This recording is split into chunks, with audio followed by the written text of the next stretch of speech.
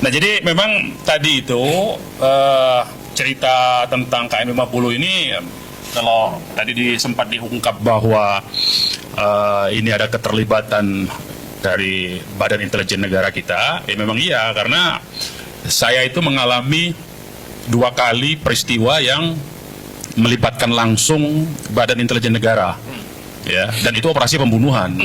Satu itu peristiwa Munir Talib, ya, itu sahabat saya, waktu itu masih sama-sama di LSM, itu meninggalnya juga tanggal 7 September 2004 itu. Munir Talib itu dibunuhnya begitu, ya. Sementara KM 50 7 Desember 2020. Jadi sama-sama tanggal 7 nih. Ini dan semua pembunuhan atau peristiwa yang penghilangan nyawa yang tidak terungkap dengan tuntas itu biasanya melibatkan aparat negara. Ya, dalam peristiwa Munir saya juga jadi tim penyelidiknya. Waktu itu yang bentuk timnya itu adalah SBY, waktu itu presidennya. Kita bekerja dan memang ternyata ada tangan-tangan dari oknum-oknum intelijen. Nah, juga begitu di KM 50 ini sebetulnya motifnya, kalau Munir kan juga motifnya motif politik sebetulnya ya. Nah, ini juga motifnya motif politik sebetulnya. Di buku ini memang kita tampilkan ya catatan-catatan awal. Bukti motif politiknya itu adalah misalnya ini ada sengaja memang di halaman, nanti kalau ada buku itu sudah dibagi ya di halaman 19, ini sayangnya belum dicetak lagi ulang ya, kita harapkan ini bisa dicetak ulang lagi. Di halaman 19 ini ada dari PLT Kabinda DKI Jakarta, ini tulisannya begitu langsung. Ini kita dapat dari mana? Ini kita dapatkan peristiwanya pada Jumat malam Sabtu itu, pada saat penangkapan agen-agen yang memantau di Megamendung. Ini dari handphone dan dari komputernya, dia bawa laptop tuh. Jadi tadi yang dikatakan oleh KEM tadi ya, Kang Edi Mulyadi tadi ya. Jadi ada drone tadi, kemudian pengawalan di anak-anak yang ngawal di Megamendung, menyergap pada saat drone-nya tutup, drone turun, disergap kan ketahuan bego sebetulnya. Pakai drone itu sebetulnya gampang itu, disergapnya itu. Karena kita tunggu aja dia di mana turun, ya situ orangnya pengendalinya. Langsung diambil, begitu dibawa ke pos, semua data HP dan data di dalam laptop mereka itu diambil sama anak-anak kita. Nah, inilah kemudian kita dapatkan. Saya ambil contoh ya. Ini laporan nih. Laporan dari PLT Kabinda DKI, tembusan. Yang terhormat 1 deputi, 2 kabin, deputi 9 kabin, direktur 21, direktur 22. Halamannya Pak? Itu beda, yang ini beda. Yang halaman 19, kalau di buku halaman 19. Halaman 19, coba. Buku halaman 19. Nah, halaman 19, coba. Dari halaman 19. Halaman 19. Terus, halaman 19. Ada itu. Terus bawahnya ini yang dalam kotak. Nah, ini dalam kotak ini. Nah, ya. Nah, ini kita dapatkan dari handphone ini, ya. Itu di depan sudah ada ya. Saya bacakan saja. Perihal laporan Bangsit. Bangsit itu apa? Perkembangan situasi. Ya. Wilayah DKI Jakarta, Jumat 4 Desember. Ini peristiwa pas kejadian nih. Jumat 4 Desember 2020 hingga pukul 11 siang. Ini sebelum ditangkap nih. Ya, ini yang di bawah nih. Izin melaporkan karena ini kan kepala BIN-nya ya, ke PLT kepala BIN Jakartanya, bukan yang bekerja di lapangan. Tapi kan ini di tembusannya ada masuk di HP mereka. Bangsit wilayah Provinsi DKI Jakarta Jumat 4 Desember 2020 hingga pukul 11 bagi berikut. Lain-lain. Nah, lain-lain. Renggiat Mas Jol. Apa dia lah istilahnya itu? Rencana kegiatan masyarakat Jolnya nggak ngerti saya ya. Hari Jumat 4 Desember 2020. Pukul 11. Unjuk rasa oleh Aliansi Mahasiswa dan Pemuda Jakarta Ampera di Balai Kota DKI Jakarta dan Gedung DPRD DKI Jakarta diikuti 25 orang. Dipimpin SAD Putra, tuntutan meminta Anies Baswedan mundur dari jabatannya karena tidak tegas dan gagal dalam penanganan pandemi COVID-19. Ya, tuh. Itu pertama laporannya. Laporan kedua. Pukul 13, Unras oleh Forum Aksi Mahasiswa 212, dia pakai nama 212, di kantor pusat PT PLNI Jalan Gajah Mada, diikuti 30 orang, dipimpin Avandi, tuntutan aksi menyikapi pernyataan Komisaris PT PLNI Kristia Budiarto tentang status positif COVID-19 Gubernur DKI Jakarta. Ya, itu yang kedua. Nah, di bawahnya lagi, ini ada lagi nih, ya, sama kepada yang terhormat itu ini WA, ini dari WA ya, Pak Bonar Panjaitan tuh, paling ujung tuh ya. Pak Bonar Panjaitan. Kepada yang terhormat Kasatgas Delima dari Kabak Ops Delima, kepala bagian operasi ya. Perihal laporan briefing harian Satgas Delima pada 4 Desember 2020, nah hari yang sama itu sebelum ditangkap ya, pukul 17.55. Nah, ini pada saat kita berkumpul di Megamendung itu, ini sedang dimonitor nih. Sampai dengan pukul 18.15 ini belum ditangkap nih, karena ditangkap itu menjelang maghrib tuh ya, agen-agen. Di posko Satgas Delima Tebet, Jakarta Selatan, berlangsung briefing harian Satgas Delima, dipimpin Kabak Ops dan dihadiri 4 orang. Selanjutnya dapat dilaporkan sebagai berikut. 1. Kabak Ops menyampaikan sebagai berikut, tim Jaksik.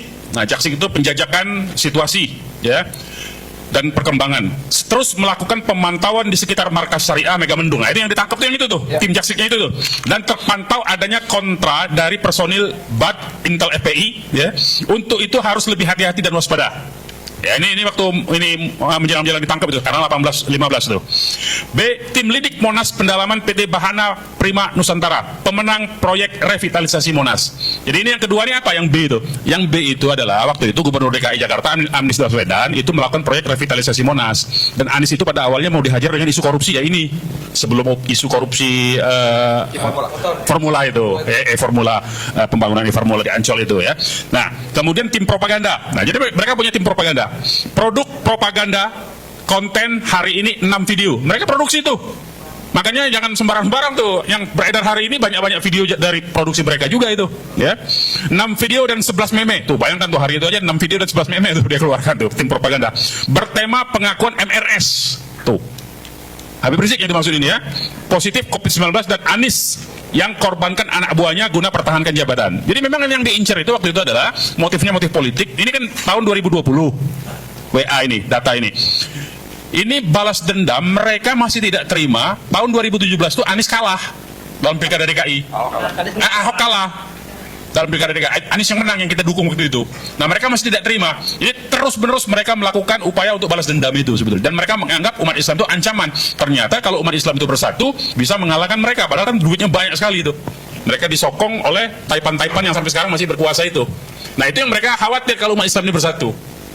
Jadi karena itu mereka terus-terusan selama periode antara 2014 sampai dengan 2024 itu terus-terusan harus menghancurkan kekuatan dari umat Islam. Jangan sampai umat Islam itu bersatu. Makanya diadu terus dengan meme-meme, dengan video-video macam-macam. Nah, jadi itu pekerjaan-pekerjaan itu. Dan waktu itu kebetulan kepala BIN-nya polisi, ya, Jenderal Polisi, Jenderal Bintang 4 Polisi. Jadi dialah, dan kita mendapatkan di buku ini sudah kita ungkap tuntas, ya, di buku ini bahwa yang memerintahkan BIN itu operasi langsung presiden pada saat itu. Presidennya adalah Jokowi waktu itu, ya. Memerintahkan untuk pites saja itu. Habib Rizik pites saja, Anies pites saja. Nah, itu motifnya tuh. Makanya kepala BIN dengan percaya diri mengeluarkan melaksanakan operasi Delima ini sebetulnya.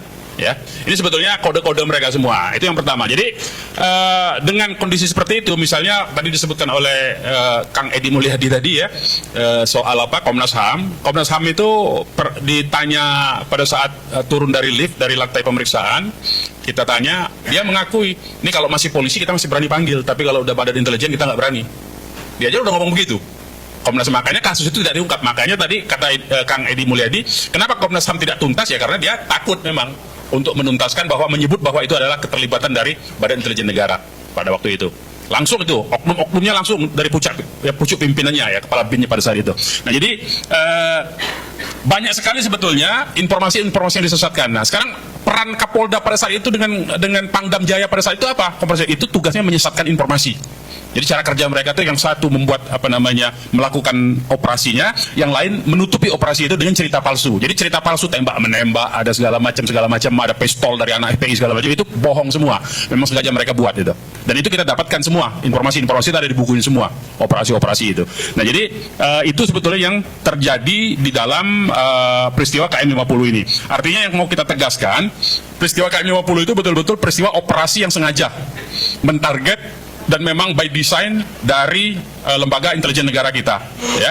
Karena itu kenapa misalnya setelah operasi itu, sebelum operasi itu bahkan, ya, sebelum operasi maksudnya sebelum peristiwa pembunuhan tanggal 7 Desember itu kan, saudara-saudara masih ingat semua, kita semua ingat, di depan waktu Habib Rizik baru pulang dari Mekah itu ada beberapa kendaraan tempur kan di dalam itu, berdiri di depan itu digerakkan, itu yang kendaraan tempur yang bisa bergerak itu milik dari yang disebut dengan Komando Operasi Khusus, Koopsus namanya. Koopsus itu yang bisa memerintahkan Koopsus bergerak itu hanya presiden.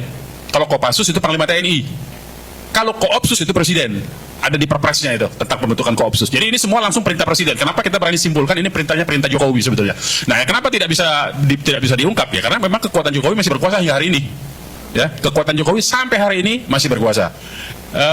Data-data ini semua, ya, data-data tentang KM50 segala macam, ini waktu saya ditangkap diambil semua, padahal nggak ada hubungannya, kan saya dituduhnya teroris. Tapi peristiwa KM50 yang diambil semua data-data saya.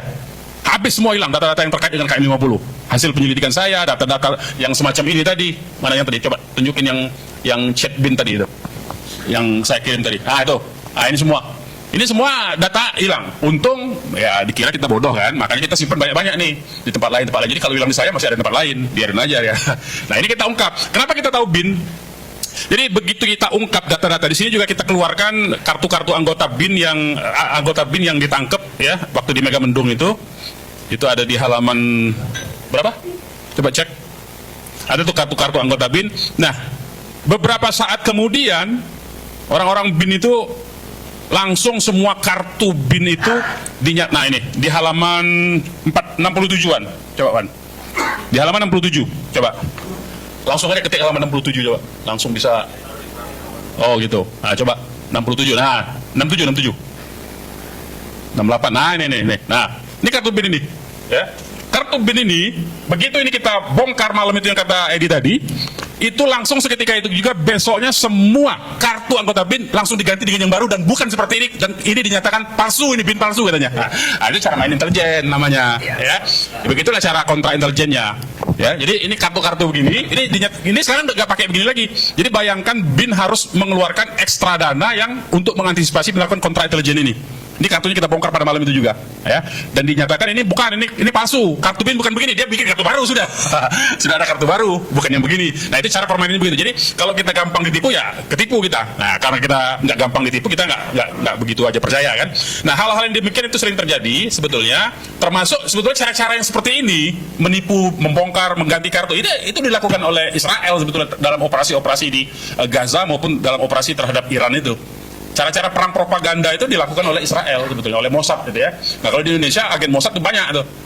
Cuman tidak ada yang mengantisipasi. Jadi sebetulnya di Indonesia ini nggak ada yang benar-benar teroris itu, nggak ada dalam konteks